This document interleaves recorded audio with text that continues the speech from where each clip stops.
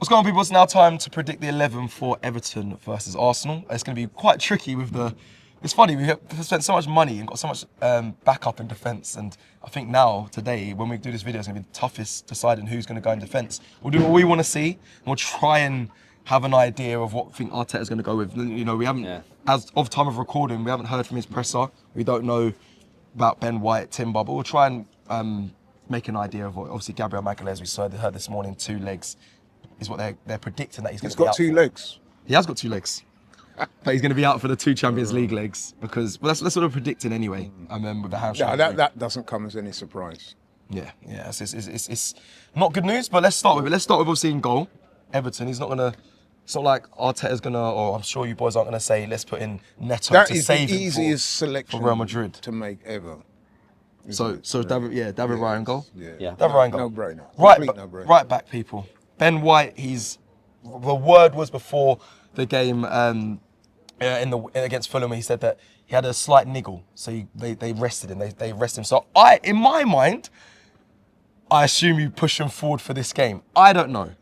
Where would you go with? I would say he could be available, but James, Laurie, would you put Ben White? But the Ben White thing's starting to be a little bit of a concern to me now because he's been out for a while. He was said to have been coming back a couple of weeks ago. Yeah, since then he came back. Is it a recurrence of the injury or is it another one or what's?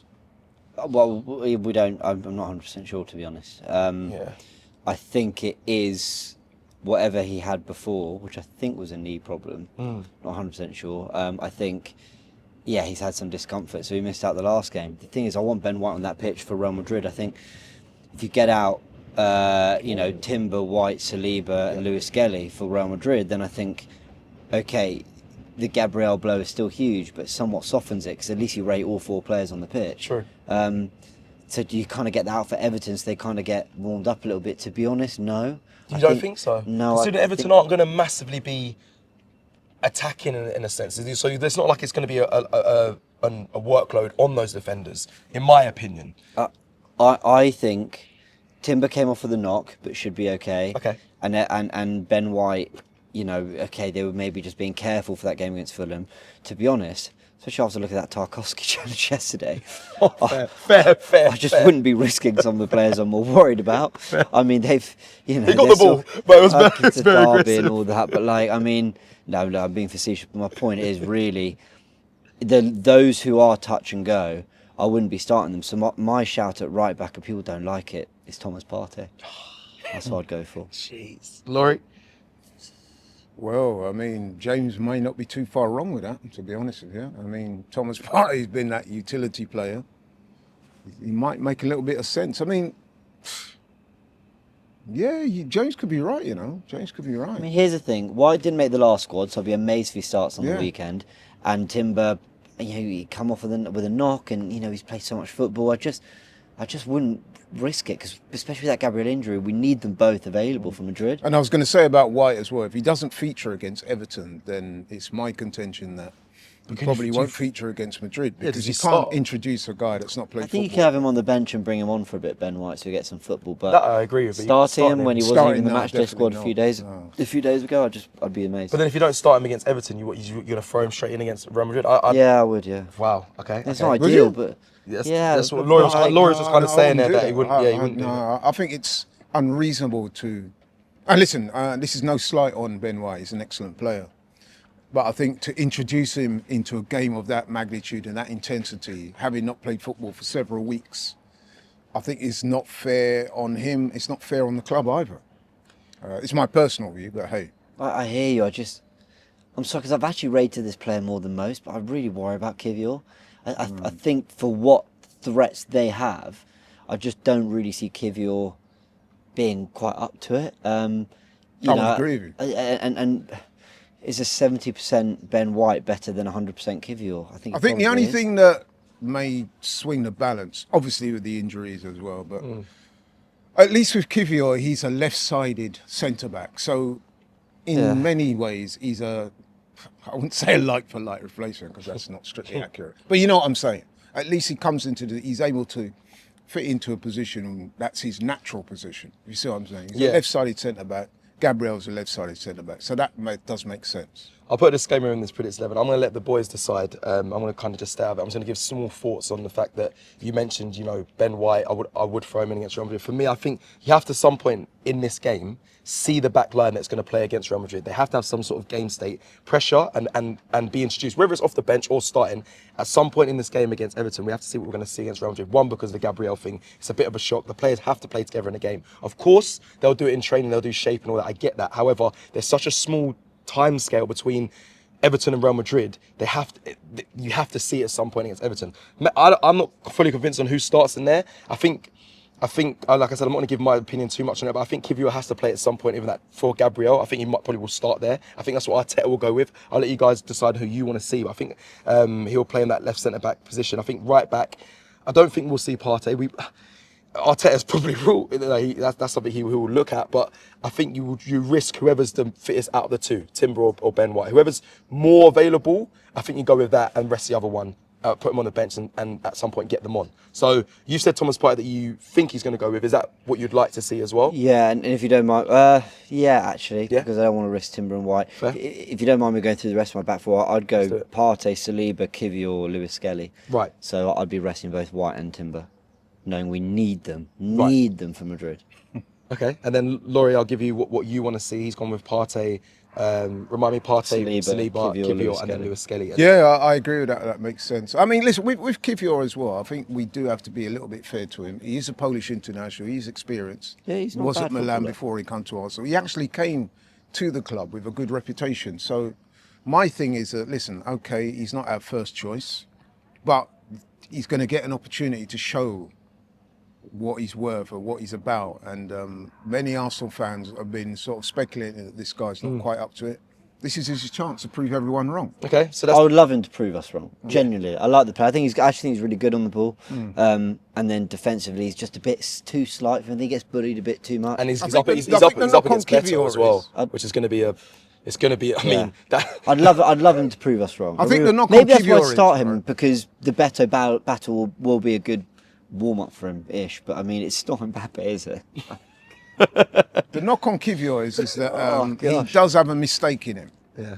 And I mean, all centre-backs have mistakes in them, but he's made some mistakes that have led to goals or dangerous situations for Arsenal. And the thinking is, against Real Madrid, you can't afford to be making too many mistakes because they will punish you. But listen, if there's no one else, Yeah. Okay. So there. that's what you guys. Yeah. Want to see. Yeah, it'd be interesting. I hope Partey's not starting in that right back position. I hope he actually, like I said, out of the two, Timber and Ben White, hope he starts one of those and then brings in the back line. But hopefully see against Real Madrid, which would be what you've mentioned. I think the strongest one will be Ben White, Saliba, Timber, and then and Miles Lewis Skelly. That's what I want to see for Real Madrid. Right, midfield three. Come on, boys. What do you want to see? What? Yeah, Considering I put Partey right Correct. back, yeah, I'd bring Jorginho in and go Okay. Odegaard, Jorginho, and Rice. Odegaard, Jorginho, and Rice. Yeah. Okay. For you, Laurie, So- would there be? You wouldn't put Zinchenko in there at all in the midfield? I think that's the only not to really start. other option. No, not to start. Maybe later on, if we need to get a goal and the game's opening up a little bit, then Zinchenko can come in with his obvious quality. But I think you're away to Everton. Everton, okay, they lost against Liverpool. They have been on a bit of a roll recently. And I would imagine that the tactics of that game will be to, I wouldn't say conserve, but you know what I'm saying. I don't think it will be an all-out end-to-end game. So it kind of suits Jorginho in that controlled way that he plays. But haven't won in the last 5 games at Everton. I've drawn a lot of them, and I think that midfield for me again, I put Partey into the midfield. I'd go with the same strong midfield. But yeah, okay, cool. So you've gone with that. I think that makes sense with the changes you want to see going forward. Front three. Where are we looking at? So you've got a Sterling there who's available. He's on the bench in the last game. You've got an Ethan Wenier. You've got a confident, happy Bukayo Saka returning there. You've got I wouldn't Martinelli. start You've got Saka, funny enough. I would. He's still feeling his way back. And obviously, Actually, would I? there's the spectre of Real Madrid looming. And like James alluded to, what Tarkowski kicking Saka into Rose Ed, you know what I mean? Give me your front three then. Right, so yeah, the same front three as the last game. Ranieri, Mikel Merino. Marino through the middle, And and Martinelli. Martinelli, who had a very good game, by the way. Yeah, he did. Against Fulham. So yeah, that would be my front three. Do you know what? Actually, I would do the same. Really? Yeah. First you said you were going to start Saka, and I know, now. but I keep changing my mind. Forever Arsenal, I said I'd start Saka and take him off at half time. Either way, give him a half. See a bit more of one area. I think Mourinho's going to keep that place. So the question is, on the left, as Trossard coming from Martinelli, Arteta tends to rotate that position quite a lot. I don't really know why. Yeah. But I'd sit with Martinelli because he's finding some form. Let's kind of see if he can kind of keep building up for Real Madrid. With your change with Partey at right back, would you not want someone like Saka to start, because he's the one that will kind of... Can't risk himself. I know, but Partey isn't...